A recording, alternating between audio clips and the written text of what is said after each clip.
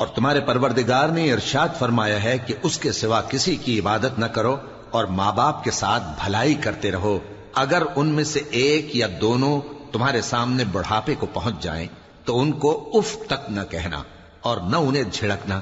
اور ان سے بات ادب کے ساتھ کرنا، اور عجز و نیاز سے ان کے آگے جھکے رہو اور ان کے حق میں دعا کرو کہ اے پروردگار،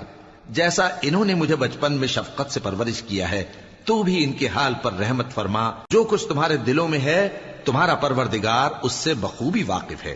اگر تم نیک ہوگے تو وہ رجوع لانے والوں کو بخش دینے والا ہے۔ اور رشتہ داروں اور محتاجوں اور مسافروں کو ان کا حق ادا کرو، اور فضول خرچی سے مال نہ اڑاؤ کہ فضول خرچی کرنے والے تو شیطان کے بھائی ہیں، اور شیطان اپنے پروردگار کی نعمتوں کا کفران کرنے والا یعنی ناشکرا ہے۔ اور اگر تم اپنے پروردگار کی رحمت یعنی فراخ دستی کے انتظار میں جس کی تمہیں امید ہو ان مستحقین کی طرف توجہ نہ کر سکو تو ان سے نرمی سے بات کہہ دیا کرو، اور اپنے ہاتھ کو نہ تو گردن سے بندھا ہوا یعنی بہت تنگ کر لو کہ کسی کو کچھ دو ہی نہیں، اور نہ بالکل کھول ہی دو کہ سبھی کچھ دے ڈالو، اور انجام یہ ہو کہ ملامت زدہ اور حسرت زدہ ہو کر بیٹھ جاؤ۔ بے شک تمہارا پروردگار جس کی روزی چاہتا ہے فراخ کر دیتا ہے اور جس کی روزی چاہتا ہے تنگ کر دیتا ہے، وہ اپنے بندوں سے خبردار ہے اور ان کو دیکھ رہا ہے۔ اور اپنی اولاد کو مفلسی کے خوف سے قتل نہ کرنا، کیونکہ ان کو اور تم کو ہم ہی رزق دیتے ہیں، کچھ شک نہیں کہ ان کا مار ڈالنا بڑا سخت گناہ ہے۔ اور زنا کے پاس بھی نہ جانا کہ وہ بے حیائی ہے اور بری راہ ہے۔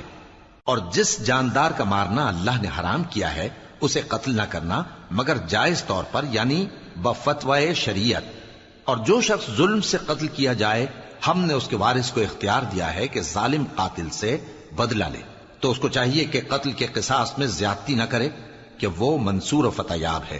اور یتیم کے مال کے پاس بھی نہ پھٹکنا مگر ایسے طریق سے کہ بہت بہتر ہو، یہاں تک کہ وہ جوانی کو پہنچ جائے، اور عہد کو پورا کرو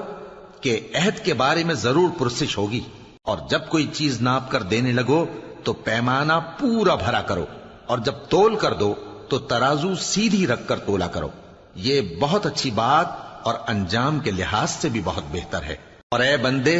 جس چیز کا تجھے علم نہیں اس کے پیچھے نہ پڑ کہ کان اور آنکھ اور دل ان سب اعضاء کے بارے میں ضرور باس پرس ہوگی، اور زمین پر اکڑ کر اور تن کر مت چل کہ تو زمین کو پھاڑ تو نہیں ڈالے گا اور نہ لمبا ہو کر پہاڑوں کی چوٹی تک پہنچ جائے گا۔ ان سب عادتوں کی برائی تیرے پروردگار کے نزدیک بہت ناپسند ہے۔